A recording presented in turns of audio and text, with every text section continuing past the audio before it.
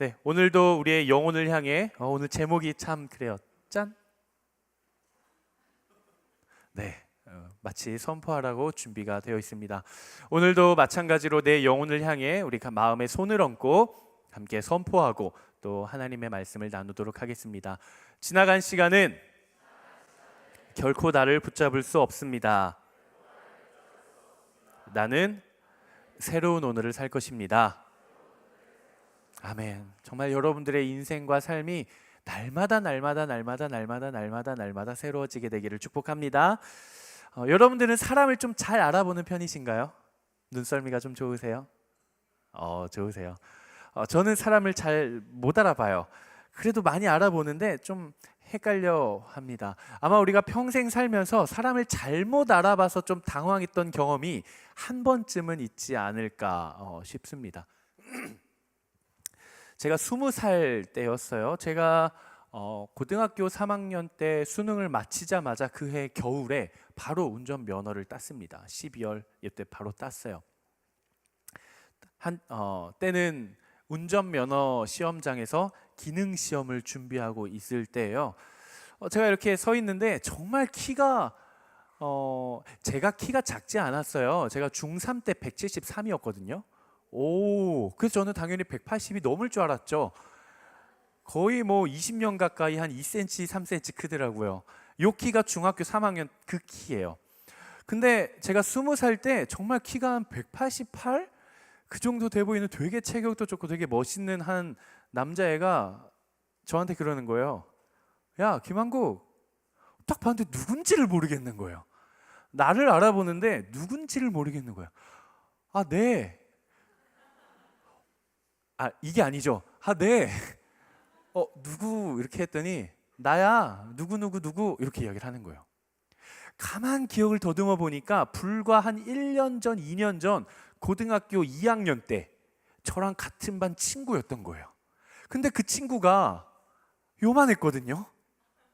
분명히 제가 대화를 할 때 이렇게 대화를 했어요.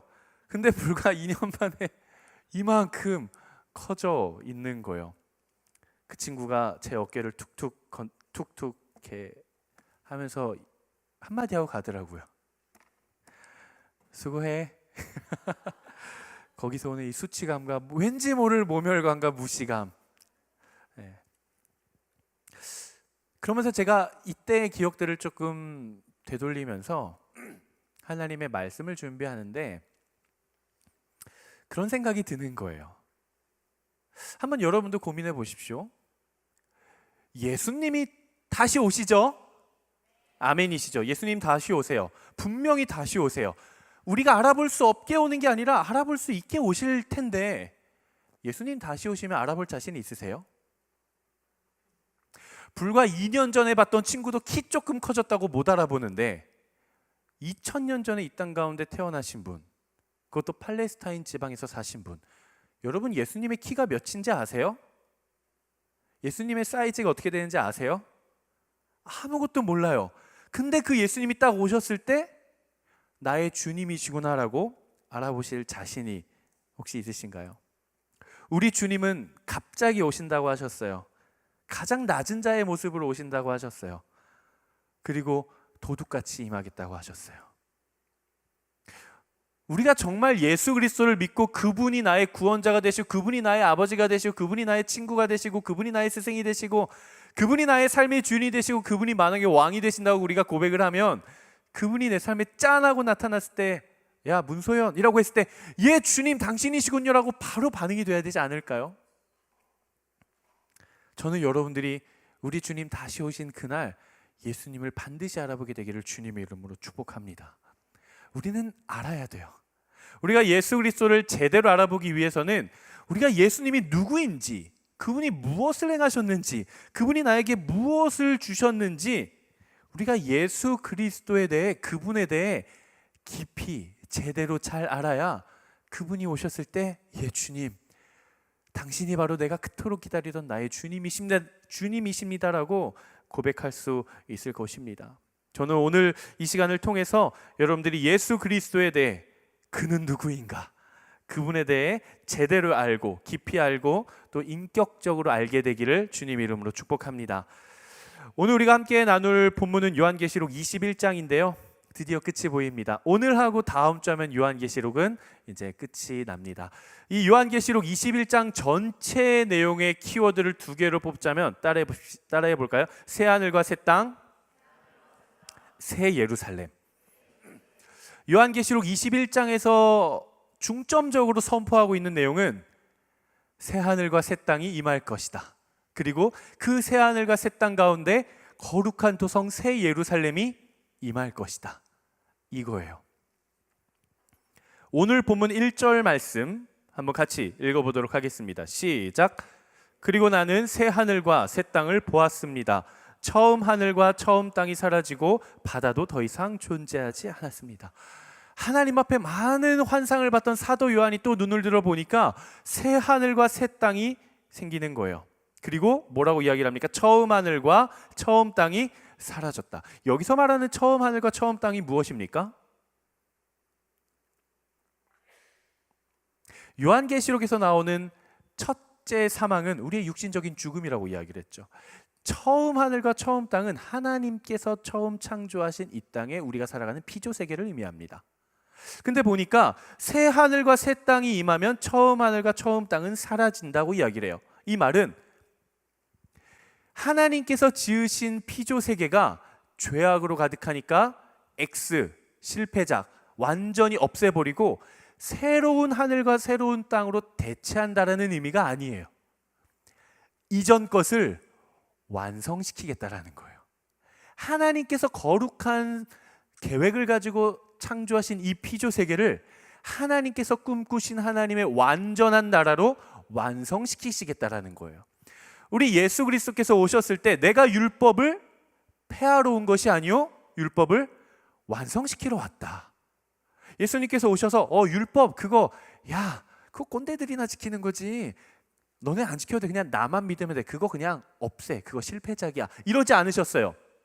예수님은 율법을 대체한 것이 아니라 완성하셨어요. 마찬가지로 하나님은 이 땅을 창조하셨고 다시 오실 하나님의 나라에서 완성시키실 것입니다. 근데 완성시키시는 그 하나님의 나라가 어떤가 보니까 바다도 더 이상 존재하지 않았다 이렇게 이야기를 합니다. 바다가 뭘까? 성경에서 특별히 요한계시록에서 이 바다는 사단의 세력을 상징합니다. 사단의 세력, 사단의 권세, 사단의 영향력, 악의 세력들. 우리가 성경을 읽어가다 보니까 요한계시록 읽어가다 보니까 사탄을 상징하는 옛 뱀, 용이 산에서 내려옵니까? 바다에서 나옵니까? 바다에서 나오죠. 사단의 세력을 상징을 해요. 그렇다고 물은 사탄이다. 물 좋아하고 수영하는 거 좋아하는 사람들 다 사탄의 자식들이다. 이러면 이제 성경을 잘못 해석하는 거죠. 그러니까 하나님의 나라, 새 하늘과 새 땅이 임하여서 이 땅이 완성되는 그날에는 바다도 없더라. 이 얘기는 무슨 말인가? 하나님의 나라가 이 땅 가운데 완성되기만 하면 사단의 영향력이 있다 없다? 없다. 끝났다라는 거예요. 사단의 권세는커녕 영향력조차 없다라는 거예요. 사단이 명함도 내밀 수 있을까요? 없을까요? 없어요. 완전한 하나님의 나라가 임한다라는 것이죠. 오늘 본문 2절 말씀 한번 같이 읽어보도록 하겠습니다. 2절 말씀 시작. 또 나는 거룩한 도성 새 예루살렘이 하늘에서 하나님께로부터 자기 남편을 위해 화장한 신부처럼 준비되어 내려오는 것을 보았습니다. 또 사도 요한이 하늘을 보니까 거룩한 도성 새 예루살렘이 하늘로부터 이 땅에 내려오는 환상을 봅니다. 굉장히 재미있는 표현이죠. 굉장히 재미있는 표현이에요. 이 땅에 수많은 종교들이 있습니다. 그렇죠? 정말 셀 수 없는 수많은 종교들이 있어요. 근데 우리가 믿고 있는 개신교, 신교, 조금 더 큰 범주 안에서는 그리스도교, 기독교, 그러니까 예수 그리스도를 믿는 기독교는 세상의 수많은 종교들과 다른 점이 있어요. 본질적으로 차이가 있습니다. 무엇인가? 세상의 많은 종교들의 주된 목적이 무엇입니까?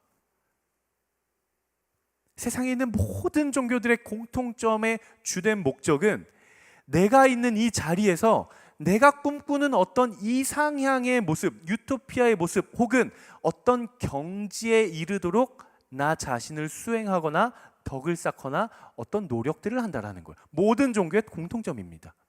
내가 지금 있는 이 자리보다 더 높은 초월적인 이상향을 향해 내가 나아가는 것이 종교의 목적이에요. 모든 타 종교들의 목적. 그런데 기독교는 전혀 달라요. 반대입니다. 우리가 어떤 목적을 향해 나아가는 것이 아니라 누가 오세요? 하나님이 오세요. 내가 가는 게 아니라 그분이 나에게 오시는 거예요.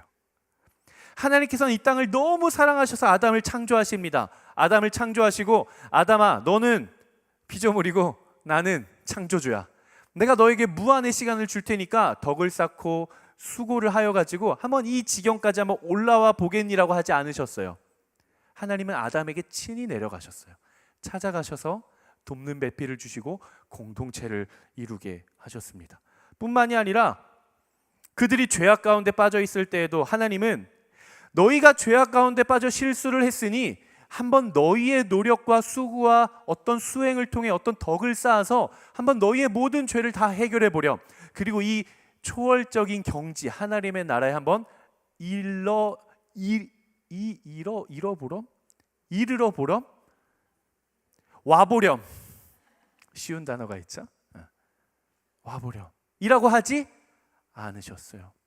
하나님은 그들의 죄를 해결해 주시기 위해 그들을 오라고 하시는 게 아니라 하나님이 인간의 몸을 입고 가장 높은 곳에 영광을 버리시고 가장 낮은 곳으로 친히 내려오셔서 우리의 죄를 해결해 주십니다. 오늘 본문은 또 어떤가요? 장차 완성될 하나님의 나라, 예수 그리스도께서 다시 오시는 그 순간 임할 새하늘과 새 땅, 새 예루살렘이 보여져요. 그러면서 사도 요한에게 여기로 한번 와보렴이 아니라 거룩한 도성 새 예루살렘이 하늘에서부터 내려오는 거예요. 천국은 가는 곳인가요? 오는 것인가요? 천국은 우리가 가는 곳입니까? 천국이 우리한테 옵니까? 오늘 사도 요한이 본 환상의 표현으로 우리가 표현을 해보자면 하나님이 여러분들의 삶에 천국을 주세요. 하나님의 그 통치를 여러분들의 삶에 주세요. 우리가 하나님의 통치가 있는 어떤 영역을 찾아서 내가 나아가야 되는 것이 아니라 내가 살아가는 바로 이 자리에 하나님의 통치가 오는 거예요. 하나님의 축복이 오는 거예요. 하나님의 임재가 오는 거예요. 하나님이 임재하신 그 거룩한 장소를 찾아가야 하나님을 느낄 수 있는 것이 아니라 여러분이 있는 바로 그 자리에 하나님이 오시는 거예요. 임재하십니다. 하나님이 우리에게 기쁜 선물로 천국을 주세요. 이것이 얼마나 큰 은혜요, 얼마나 큰 축복입니까? 한 가지 조건이 있어요. 따라해 봅시다. 예수 그리스도. 딱 한 가지 조건이에요. 예수 그리스도를 통한 자에게, 예수 그리스도의 생명의 값을 입은 자에게, 예수 그리스도의 생명을 지나온 자에게 하나님이 임재하시겠다 약속해 주시는 것입니다. 오늘 본문에 나타나는 이 거룩한 도성 새 예루살렘, 이 환상의 상징이죠. 이 거룩한 도성 새 예루살렘은 두 가지의 의미가 있습니다. 첫 번째, 예수 그리스도께서 다시 오시는 그날, 이 땅에 하나님의 나라가 완성되는 그날, 우리의 모든 이 땅에 있는 성도들이 영원히 하나님과 함께 거할 하늘의 처소를 가리킵니다. 첫 번째 의미. 그게 대한민국에 있나요? 이스라엘에 있나요? 아프리카에 있나요? 그게 아니라 영적 세계 속에 하나님과 함께할 처소예요. 두 번째, 또 다른 상징으로서의 새 예루살렘이 어떻게 묘사가 되고 있는가? 오늘 본문을 보니까 이 거룩한 도성 새 예루살렘이 어떻게 묘사가 되고 있나요? 2절 말씀을 보니까 하늘에서 하나님께로부터 자기 남편을 위해 화장한 신부처럼 준비되어 내려오고 있어요. 어떤 분들은 내가 이 땅에서도 외모지상주의로 화장을 하고 살았는데 거룩한 도성 예루살렘마저 화장을 하고 내려와? 이렇게 생각을 하신다면 조금 다른 포인트인 것 같고, 그만큼 준비되어졌다라는 거예요. 예비되어졌다라는 거예요. 근데 이 거룩한 도성이 지금 누구라고 이야기를 하고 있습니까? 신랑을 맞이하는 누구? 신부. 거룩한 도성 새 예루살렘이 신랑을 맞이하는 준비된 신부처럼 내려온다 그래요. 근데 우리가 지지난 시간에 나누었습니다. 하늘나라의 혼인잔치가 열렸을 때 우리에게도 청첩장이 날라오는데 우리는 단순한 하객이다 아니다. 내가 누구다? 내가 신부다. 그러면은 지금 사도 요한이 보고 있는 저 하늘에서 내려오는 거룩한 도성 새 예루살렘은 곧 누구예요? 우리 교회 공동체를 가리키는 겁니다. 그러니까 오늘 본문에서 나오는 이 거룩한 도성 새 예루살렘은 두 가지 의미가 있어요. 첫 번째, 주님 완성하시는 그날 하나님과 함께 거할, 영원히 거할 처소. 두 번째, 이 땅 위에 주님 다시 오시는 그날까지 믿음을 지키고 살아갔던 거룩한 신부로 살아간 믿음의 무리들, 공동체, 그걸 가리켜서 오늘 본문은 새 예루살렘이다, 이렇게 이야기를 하고 있는 거예요. 즉 하나님께서 장차 완성하실 하나님의 나라를 이루는 새 예루살렘은 이 땅에 있는 모든 성도들의 모임, 우리의 공동체, 이 교회를 가리킨다라는 것이죠. 우리가 새 예루살렘입니까? 아닙니까? 우리가 새 예루살렘이에요? 아니에요? 맞죠. 우리가 새 예루살렘이에요. 우리를 나타내는 거예요. 그런데 새 예루살렘을 이루고 있는 모든 이 땅의 성도들의 공통 분모가 딱 하나가 있어요. 1번 성별, 2번 출생지, 3번 학교 졸업, 4번 예수 그리스도. 정답은 훌륭하십니다. 하나님의 나라가 완성되는 그날 거룩한 도성 새 예루살렘을 이룰 이 땅의 모든 성도들의 딱 한 가지 공통 분모는 뭐예요? 예수 그리스도죠. 예수 그리스도. 교회 공동체는 예수 그리스도를 중심으로 모이는 공동체입니다. 이 자리에 참 수많은 분들이 앉아 계십니다. 나이도 다르고요, 출생지도 다르고요, 성격도 다르고요, 생김새도 다르고요, 학교도 다르고요, 직장도 다르고요, 가정 환경도 다르고요, 재정도 다르고요, 통장 잔고도 다르고요, 비전도 달라요. 모든 게 다 달라요. 근데 우리가 함께 모여서 우리가 공동체, 같은 몸, 한 몸입니다 라고 할 수 있는 공통 분모는 딱 하나예요. 뭐예요? 예수 그리스도죠. 오직 예수 그리스도를 통해 예수 그리스도로 말미암아 함께 세워져 가는 존재가 누구예요? 교회예요. 그게 그 교회가 장차 하나님의 나라가 이 땅 가운데 완성되었을 때의 모형이 어떤 모습이에요? 거룩한 도성 새 예루살렘이라는 거예요. 즉 성도는, 교회는 예수 그리스도를 떠나서는 살 수 없습니다. 교회에 예수 그리스도가 빠질 수가 없어요. 우리의 순모임에, 우리의 사역에, 우리의 설교에, 우리의 선교에, 우리의 양육에 예수 그리스도가 빠질 수가 없어요. 왜 그렇습니까? 우리의 모든 죄와 사망과 죽음의 권세들이 오직 예수 그리스도를 지나와야, 그 보혈의 길을 지나와야 모든 것이 씻김받고 해결되기 때문에 그래요. 다른 길은 없어요. 우리가 교회를 이룰 수 있는 다른 길 없어요. 우리가 거룩한 도성 새 예루살렘으로 임할 수 있는 다른 길 없어요. 수행, 덕, 어떤 노력 없어요. 오직 한 길, 유일한 길, 예수 그리스도. 우린 이것을 가리켜서 뭐라고 이야기를 하냐, 따라해 봅시다. 거듭남. 우린 이걸 가리켜서 거듭남이라고 이야기를 하는 거예요. 우리가 이 거듭남을 주제로 지난 작년 19기 때 수련회를 했습니다. 어떤 주제로 했죠? 당신의 인생이 완전히 뒤바뀌는 시간, 리버스. 그리스도 안에서 다시 태어나는 것. 우리 오늘 우리 귀한 새 지체들이 그리스도 안에서 다시 태어났죠. 새로운 창조를 얻었죠. 우리는 예수 그리스도 안에서 내가 다시 태어나는 것, 예수 그리스도로 말미암아 내 인생이 거듭나는 것, 그걸 가르쳐서 따라합시다. 새로운 창조. 내 삶이 새로워지는 것이죠. 지나간 시간은 결코 나를 붙잡을 수 없으니 나는 오늘 새로운 오늘을 살 것입니다. 그리스도 안에서 나의 삶이 어떻게 되는 거예요? 새로워지는 거예요. 여러분 기억합시다. 하나님은요, 이 땅을 향한 하나님의 계획은 늘 창조예요. 창조. 하나님은 이 땅을 향한 하나님의 계획은 심판이나 파괴가 아니라 뭐라고요? 창조예요. 하나님 늘 이 땅을 새롭게 하세요. 마찬가지로 여러분들의 하루하루의 삶, 여러분 각자의 인생을 향한 하나님의 계획과 생각은 파괴요, 심판입니까? 아니면 날마다 새롭게 하는 창조입니까? 날마다 새롭게 하는 창조예요. 우리가 예수 그리스도 안에 있으면 우리의 인생은 날마다 새로워질 거예요. 우리가 찬양되잖아요. 날마다 날마다 더 새롭게. 고마워요. 와, 이걸 우리 이사야 65장 17절 18절 말씀 한번 읽어보도록 하겠습니다. 이사야 65장 17절 18절.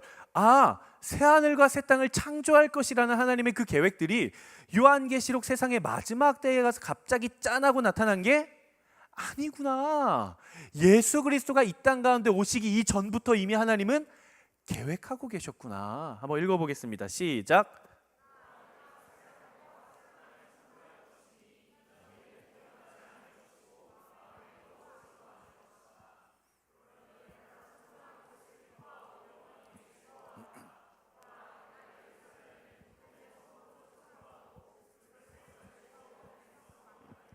아멘. 예수 그리스도께서 탄생하시기 약 700년, 800년 전부터 하나님은 이 땅 가운데 선포를 하세요. 무슨 선포를 하시는가? 내가 새하늘과 새 땅을 창조하겠다. 이미 내가 첫째 창조했던 처음 하늘과 처음 땅 속에서 너희가 살고 있지만 내가 새하늘과 새 땅을 창조할 것이다. 그리고 내가 새하늘과 새 땅을 새로이 창조하면 이전 일을 내가 물고 늘어지면서 쪼잔하게 굴겠다, 아니면 기억하지 않겠다. 기억하지 않겠다. 마음에도 두지 않겠다. 그러니 내가 창조하는 것을 기뻐하고 너희는 영원히 즐거워하라. 보라, 예루살렘을 기쁨의 성읍으로 창조하고 그 백성을 내가 즐거움의 백성으로 만들 것이다. 요한계시록에 대한 이 마지막 때에 대한 하나님의 나라의 완성에 대한 선포가 이미 이사야서에서 나오는 것입니다.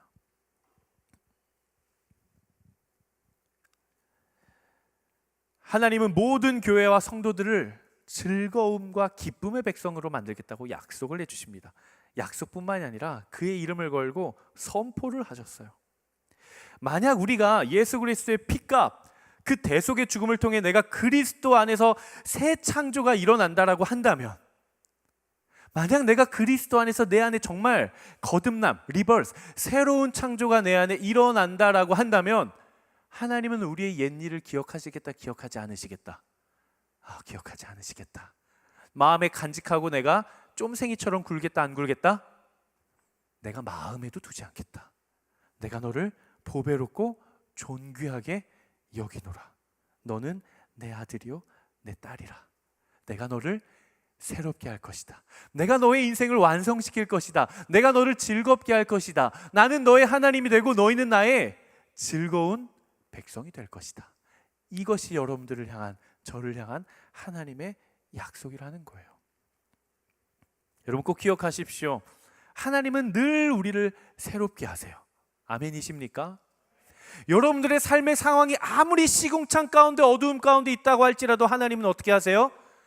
새롭게 하세요. 날마다 날마다. 한번 마음에 손을 얹고 한번 저를 따라 선포해 보겠습니다. 나를 향한 하나님의 계획은 파괴가 아니라 새로운 창조다. 다시 한번 더. 내 인생을 향한 하나님의 계획은 심판이 아니라 새로운 창조다. 아멘. 우리가 하나님 나라의 거룩한 백성으로서 가장 깊이 그리고 가장 피부로 와닿게 이루어지는 창조가 바로 예수 그리스도의 십자가예요. 예수 그리스도의 십자가에서 우리는 죽음을 경험하는 게 아니라 뭘 경험합니까? 생명을 경험해요. 창조를 경험해요. 영생을 경험해요. 그리스도와 함께 내가 십자가에 못 박혀 죽으면 죽음을 경험하는 게 아니라 뭘 경험해요? 창조를 경험해요. 생명을 경험해요. 영생을 경험하는 거예요. 고린도후서 5장 17절 말씀 한번 같이 읽어보도록 하겠습니다. 시작. 그런즉 누구든지 그리스도 안에 있으면 새로운 피조물이라. 이전 것은 지나갔으니 보라 새 것이 되었도다. 내가 이전 것을 기억하지 않겠다. 마음에 담아두지 않겠다. 내가 새 하늘과 새 땅을 창조하겠다. 처음 땅과 처음 하늘은 사라질 것이다. 그러므로 누구든지 그리스도 안에 있으면 새로운 피조물이라. 이전 것은 지나갔으니 보라 하나님 안에 새로운 창조가 되었도다 고백하는 것이죠.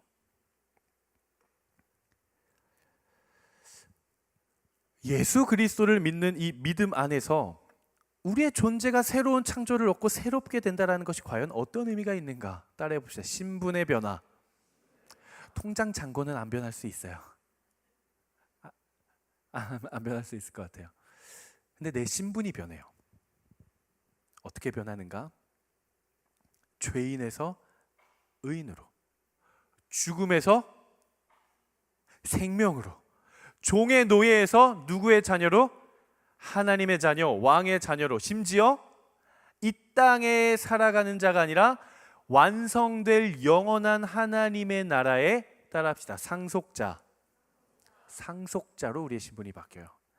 갈라디아서 4장 7절 말씀 한번 같이 읽어보겠습니다. 시작.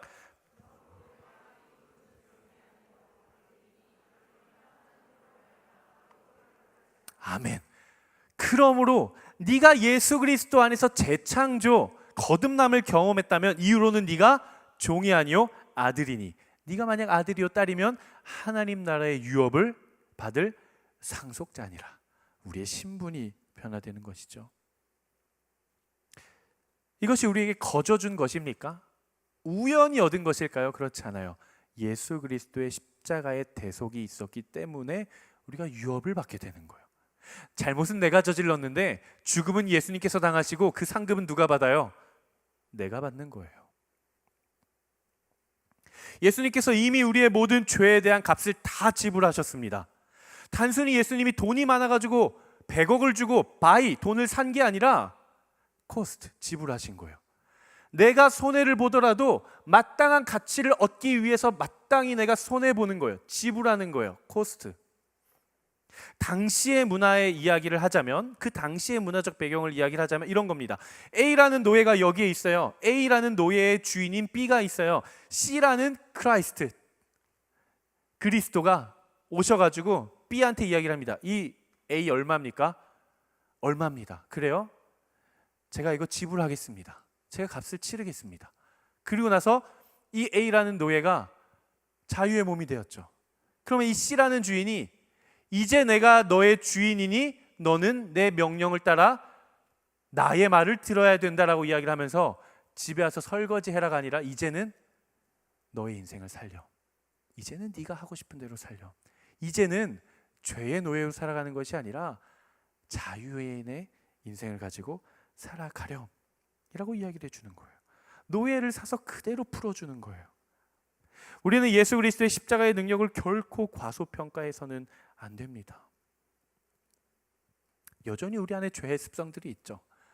예수님 믿고 나서 죄 한 번도 안 지으신 분 계세요? 목사님, 저는요 예수 믿고 나서요 교회 다니고 나서 단 한 번도 죄를 안 지었어요. 그 말이 죄예요. 제가 정죄했죠. 그 생각이 죄예요. 그 고백이 죄예요. 예수 믿어도요 우리가 또 죄를 지어요. 넘어져요.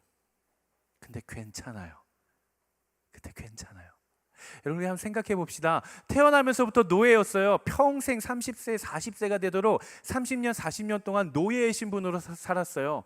그러면은 생각뿐만이 아니라 삶의 패턴과 습관까지 노예처럼 활동을 할 거예요. 그렇죠? 근데 어느 날 와가지고 누가 나를 사가지고 내가 자유래요. 내 인생을 살래요. 그래가지고 가가지고 직업도 구하고 아내도 구하고 행복한 아들, 딸도 낳고 자유인으로 살아가는데 왠지 나도 모르게 침실에 들어갈 때 신발 벗고 들어가야 될 것 같고 왠지 앉을 때는 무릎 꿇고 앉아야 될 것 같고 하는 관성적인 삶의 습관이 있을까요? 없을까요? 있어요. 근데 그 노예가 예를 들어 노예의 습관을 가지고 무릎 꿇고 생활을 한다 생각해 봅시다. 근데 그것이 곧 노예의 삶인가요? 그렇지 않아요. 그가 비록 그런 습관대로 살아간다고 할지라도 그를 향해 넌 노예라고 한 사람은 단 한 사람도 없어요. 이 말이 무슨 말인가? 예수 그리스도께서 우리의 죄를 대신하여 십자가를 지고 모든 죄를 이미 해결하셨기 때문에, 이미 값을 치르셨기 때문에, 이미 해결되었기 때문에 비록 죄의 관성을 가지고 나의 삶의 자리에서 또 넘어졌다고 할지라도 나에게 죄의 책망을 나에게 묻지 않으시겠다라는 거예요. 누구 안에 있으면? 예수 그리스도 안에 있기만 하면, 예수 그리스도의 보혈을 지나오면, 예수 그리스도의 십자가를 지나오면, 예수 그리스도를 지나왔으면 또 넘어져도 그 넘어짐을 나에게 책망을 돌리고 나에게 죽음과 심판의 권세를, 그 영향력을 나에게 두지 않겠다라는 거예요.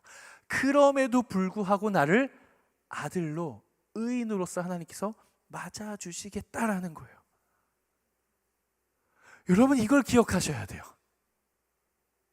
예수 믿으면 죄 지어도 된다, 이런 의미가 아니에요.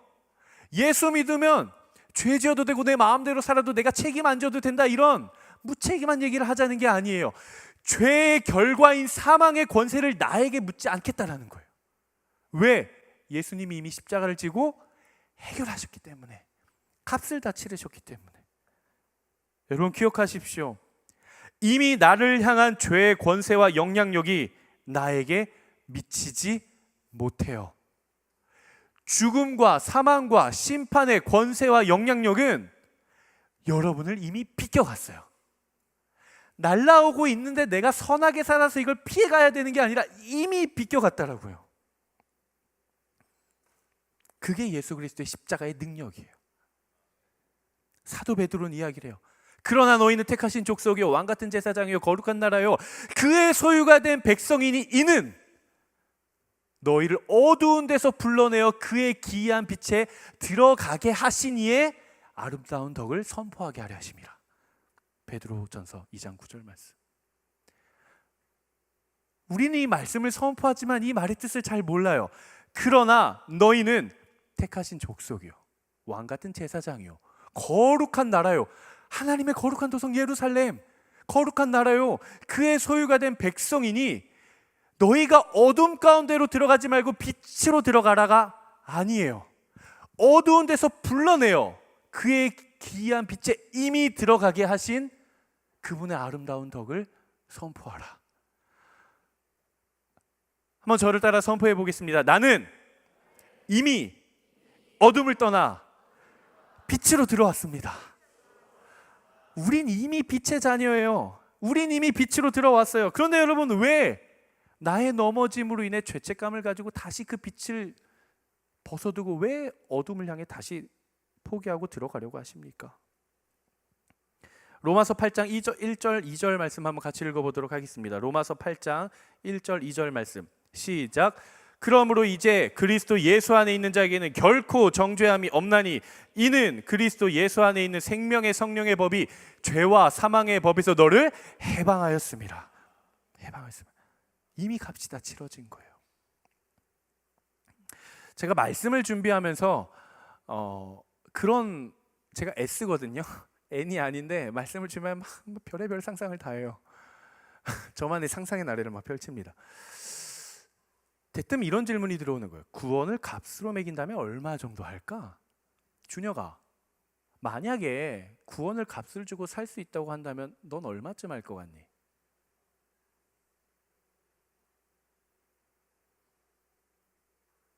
에? 여러분 오해하지 마세요. 준혁이가 말을 할 수 있어요. 혹시 이제 우리 공동체 처음 오신 분들은 저 친구 좀 기도가 많이 필요한가? 내가 관심을 갖고 도와줘야겠다. 아니요, 우리 준혁이 말 잘합니다. 그치 준혁이? 얼마 할 것 같아? 대략 너가 죽어야 돼. 근데 너가 구원을 얻을 수 있대. 돈을 주면 얼마까지 지불할래? 다 내어드릴래? 이 신학생 나와요.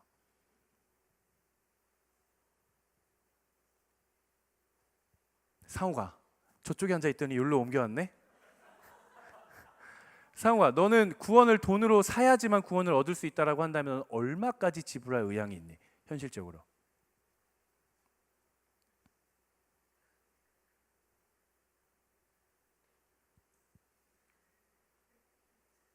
시간 관계상 끊고 가겠습니다. 저도 묵상을 해봤어요. 아니, 우리가 솔직하게 얘기해 보자고요.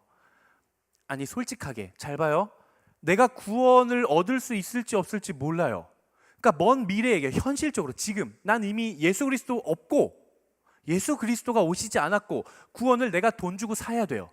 근데 진짜 이 구원이라는 것을 돈 주고 샀을 때 내가 영생을 얻을 수 있을까 없을까도 미지수예요. 그 사람의 말을 믿으면 구원을 얻을 수 있겠지만 그 사람을 못 믿으면 헛돈 날리는 거죠. 라고 했을 때 우리는 구원을 돈 주고 산다라고 하면 얼마까지 지불하실 수 있겠어요? 미래를 알 수 없는 이 상황에 제가 묵상을 해봤거든요.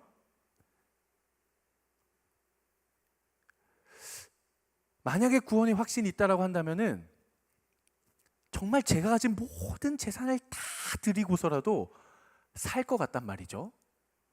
근데 제 안에 따라오는 생각이 있었어요. 그래봤자 내가 가진 게 얼마나 될까?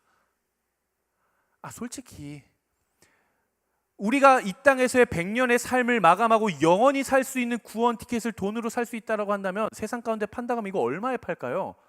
몇 억에 팔까요? 상상할 수 없는 값어치일걸요? 100억 이상 있으신 분, 우린 다 불못에 들어갈 사람들입니다.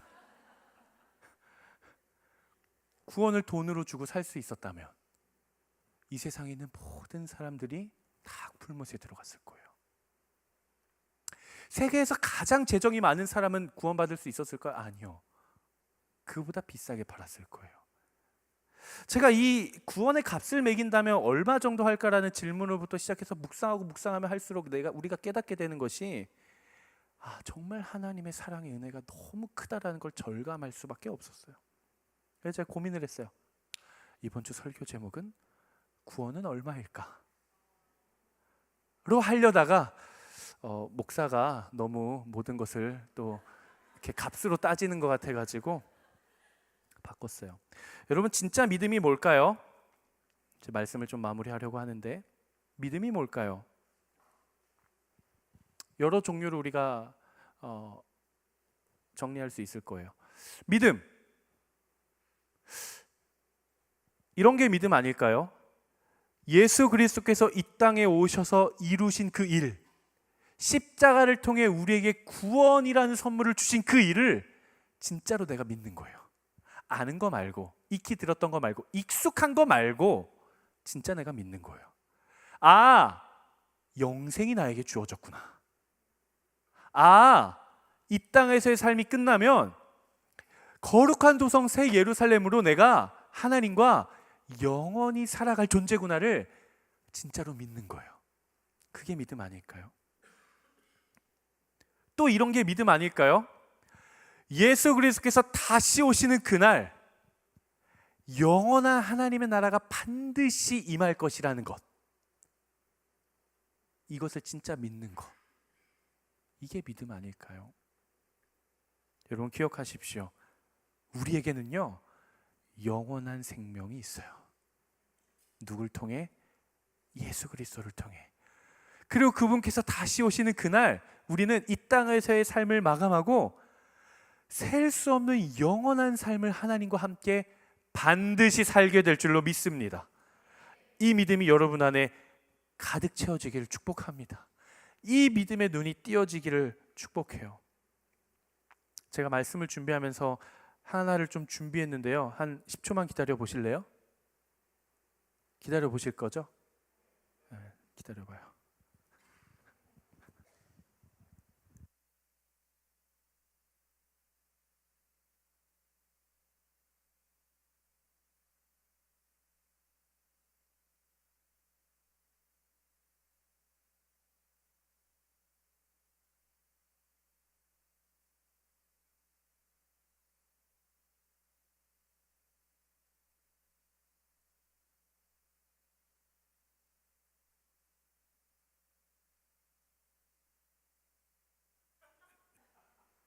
땡기지 마요.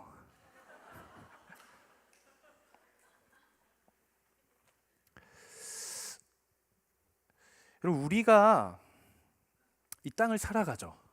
우리가 이 땅을 살아가요. 여러분 몇 세까지 살 것 같으세요? 100살까지 산다 쳐보죠. 우리의 입장에서 100살은 100년이라는 시간은 찰나입니까? 영원입니까? 우리의 입장에서. 내 입장에서 100년은요 내 인생의 전체예요. 그렇죠? 근데 알파와 오메가 되시고 처음과 나중 되시고 시간의 주관자 되시고 시간을 창조하신 분, 처음이자 마지막이 되시는 그분 안에서 100년이라는 시간은 영원일까요? 찰나일까요? 찰나예요. 이게 뭘까요?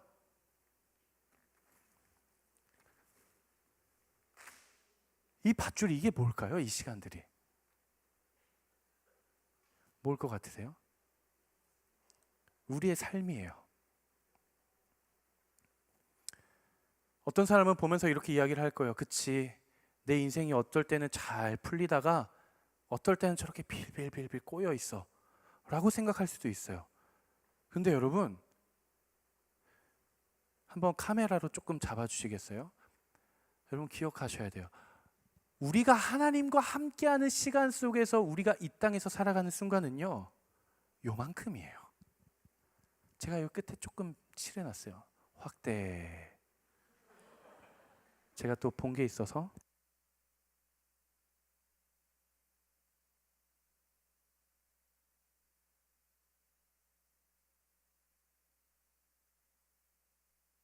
우리가 이 땅을 살아가면서 크고 작은 일들로 참 얼마나 많이 아파합니까?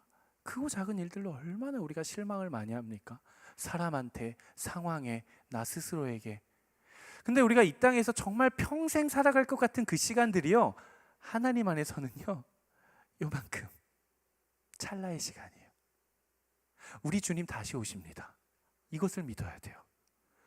예수 그리스도께서 반드시 이 땅 가운데 오셔서 내 삶을 완성시키시고 내 삶을 새롭게 하셔서 영원한 하나님의 나라가 이 땅 가운데 반드시 완성될 것이라는 사실을 우리는 반드시 믿어야 돼요. 우리 주님 다시 오시잖아요. 요 끝에부터 시작해서 저 끝까지 이만큼을 지나서 저 끝까지. 제가 일부러 밧줄 끝에 안 가져왔어요. 왜요? 끝이 어딘지 모르라고.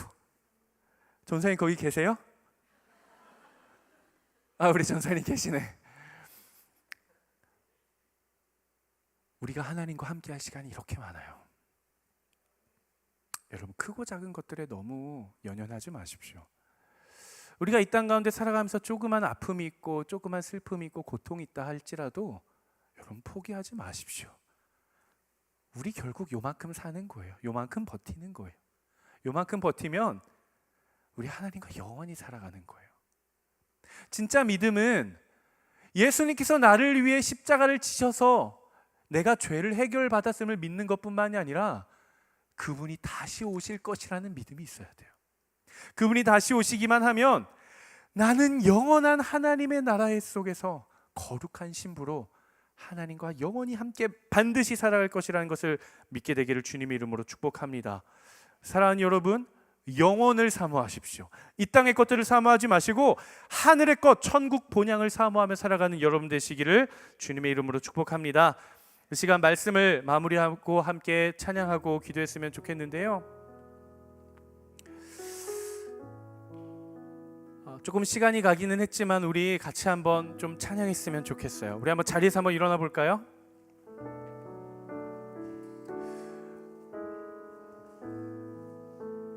지금 내가 마주한 모든 인생의 고통들이 아무리 커 보인다 할지라도 사실 돌아보면 아주 하나님 안에서 조그만 모래알과 같을지도 모릅니다.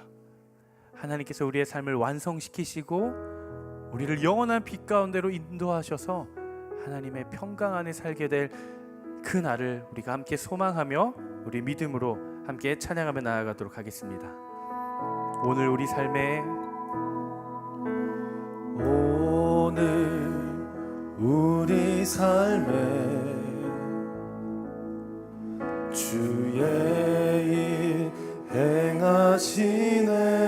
실수가 없으신 실수가 없으신 완벽한 인하심으로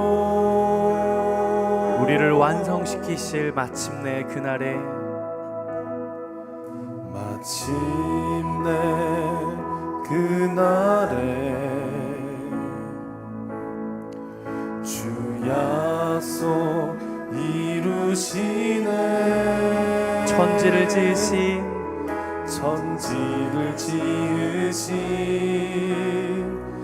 온전한 그 말씀으로 우리 처음부터 다시 한번 고백하겠습니다. 오늘 우리 삶에 오늘 우리 삶에 주의 일 행하시네 실수가 없으신 완벽한 인하심으로 마침내 그날에 마침내 그날에 주님의 약속 주 약속 이루시네 천지를 지으신 온전한 그 말씀으로 우리 고백하겠습니다. 다시 밤이 없겠고 다시 밤이 없겠고 햇빛도 쓸데없으니 하나님이 우리의 영원한 빛 되시네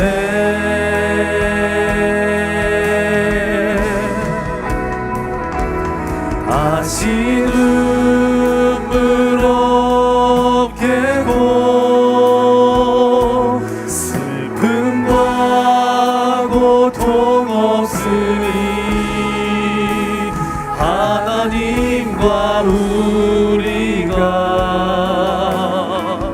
영원히 함께 우리 다시 한번 고백하겠습니다. 우리의 삶에 다시는 밤이 없겠고 다시 밤이 없겠고 영원한 주의 빛이 내 삶에 비추이면 햇빛도 아멘 없으니 하나님이 우리의 영원한 빛 되시네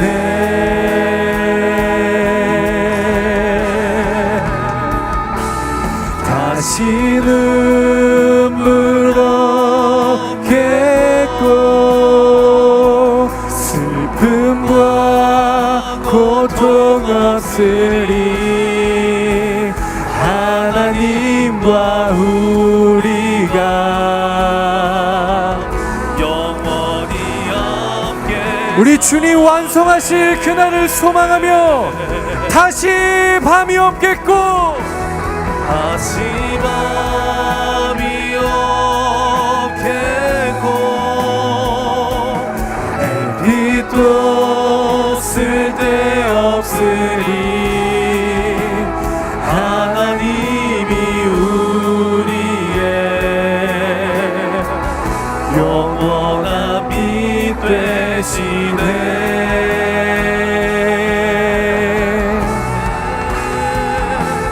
다시 눈물 없겠고 아멘 아멘 슬픔과 고통 없으니 하나님과 우리가 다시 오셔서 내 삶을 새롭게 하시고 완성시킬 우리 주님을 바라보며 우리 고백하겠습니다. 다시 밤이 없겠고 다시 밤이 없겠고 햇빛도 쓸데없으니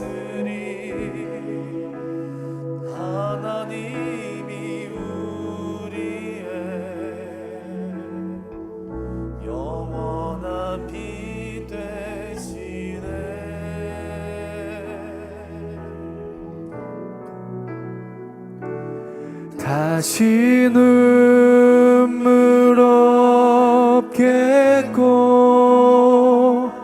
슬픔과 고통 없으리. 하나님과 우리가 영원히 함께 사네. 우리 시간 이렇게 기도하며 나아갑시다. 여러분, 우리가 하나님 너무 크시고 위대하신 분이신데 그 예수 그리스도의 십자가의 능력이 너무나도 놀라운데 우리가 그 보잘것없는 세상의 문제 앞에 낙심할 때가 얼마나 많습니까? 우리 주님의 십자가의 능력은 결코 그렇게 보잘것없지 않습니다. 여러분, 우리가 이 땅 가운데서의 수고의 시간들을 마치고 나면, 그 찰나의 시간이 끝나고 나면 우리 주님 다시 오시는 그날 우리는 영원히 하나님과 함께 살 것입니다. 우리 시간 함께 기도하며 나아갈 때 시간 우리의 마음을 주님 손에 높이며 나아갑시다. 주님, 하나님의 그 위대하심을 우리의 믿음으로 선포하게 하여 주시옵소서. 예수 그리스도의 십자가의 능력의 사랑이 우리의 삶을 세우게 하여 주시옵소서. 장차 완성될, 내 삶에 완성될 하나님의 나라를 꿈꾸게 하여 주시옵소서. 이 시간 주여 세 번 외치며 기도합니다. 주여!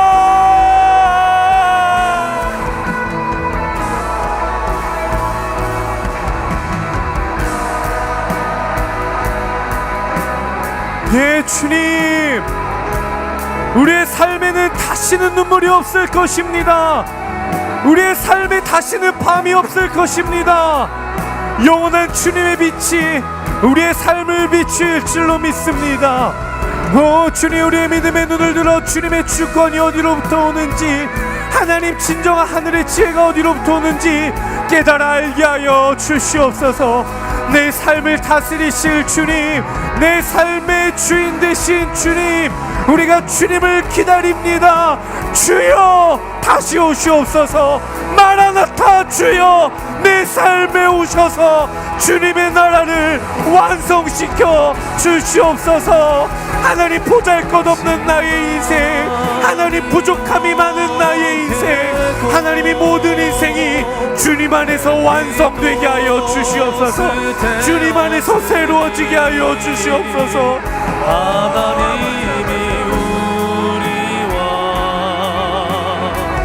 영원한 빛 되시네. 하나님, 우리가 위대하신 주님을 바라봅니다. 나의 삶의 문제보다도 훨씬 더 광대하신 오 주님, 우리가 주님의 능력을 바라봅니다. 주님의 보좌를 바라봅니다. 주님 임하여 주시옵소서. 주여 나에게 오시옵소서. 주여 우리의 마음 가운데 오시옵소서. 주여 내 삶에 찾아오시옵소서. 주여 내가 마음의 문을 열고 주께로 나아갑니다. 주여 오셔서 내 삶을 다스려 주시옵소서.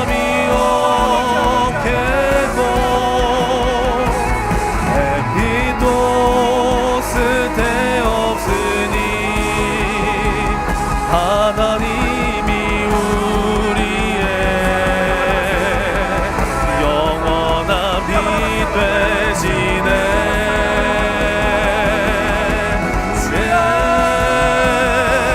다시 눈물 없겠고 눈도 없으리.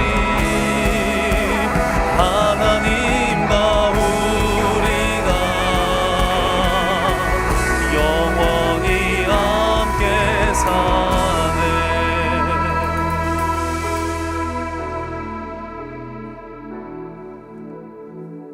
우리의 삶의 주인 되신 아버지 하나님, 하나님, 우리 예수 그리스도가 아니었으면 우리가 어쩔 뻔했습니까? 날마다 하루가 멀다 하고 넘어지고 시기하고 질투하고 판단하고 비판하고 다툼하는 하나님, 죄로 얼룩진 우리가 예수 그리스도가 아니었으면 어쩔 뻔했겠습니까? 하나님의 놀라우신 그 크신 사랑 안에 우리가 거하게 하여 주시옵소서. 하나님, 어쩌면 예수 그리스도의 그 찢기심이, 그 피 흘리심이, 죽기까지 참으셨던 그 거룩한 순종이 우리에게 너무 익숙한 것이 되었을지도 모르겠습니다. 하나님, 우리 안에 감사가 사라졌습니다. 하나님, 우리 안에 사랑이 사라졌습니다. 하나님, 우리 안에 하나님의 거룩한 그 은혜가 메말랐습니다. 하나님, 우리의 믿음이 다시 꽃 피우게 하여 주시옵소서. 하나님, 우리의 믿음이 다시 열매 맺게 하여 주시옵소서. 하나님, 우리의 믿음이 다시 자라가게 하여 주시옵소서. 하나님, 이 시간 내가 세상의 신을 벗고 갈보리 언덕, 그 골고다 언덕, 예수 그리스도의 십자가 앞에, 하나님 주님의 그 못자국 난 손길 앞에, 그 피를 흘리신 발 앞에 하나님, 내가 이 시간 마주합니다. 주님, 내가 주님을 찔렀고, 내가 주님을 반대했고, 내가 주님을 배신하였던 내가 죄인입니다. 하지만 주님, 하나님의 사랑을 지나온 자에게, 예수 그리스도의 십자가를 믿는 자에게, 그가 나를 위해 죽으셨고 그가 나를 위해 다시 사셔서 내 모든 죄가 이미 해결되었고 영원한 생명이 나에게 주어졌다는 그 사실을 믿는 자에게 다시 넘어짐이 있을지언정 내가 이전 일을 기억하지 않겠다. 내가 새 하늘과 새 땅을 너에게 주겠다. 새 예루살렘을 너에게 주겠다. 내가 너의 삶과 너의 영혼과 너의 인생과 너의 감정과 너의 생각과 너의 모든 것들을 내가 완성시킬 것이라고 말씀하시는 그 하나님의 약속을 신뢰하며 나아가는 하나님 나라의 거룩한 백성들이 되게 하여 주시옵소서. 주님 다시 오실 것을 우리가 신뢰하며 나아갑니다. 세상에 거친 풍파가 몰아친다 할지라도 우리 주님 다시 오시는 그날 이 땅 가운데 하나님의 나라가 완성될 것을 신뢰하며 나아갑니다. 마라나타, 주 예수여 오시옵소서. 주님 오셔서 나를 다스려 주시옵소서. 하나님, 믿음의 길을 가며 하나님, 이 거룩한 예물을 구별하여 하나님 앞에 올려드립니다. 주께 내어드리는 이 거룩한 예물이 사용되어지는 모든 처소마다 그곳에 마라나타, 주 예수여 오시옵소서.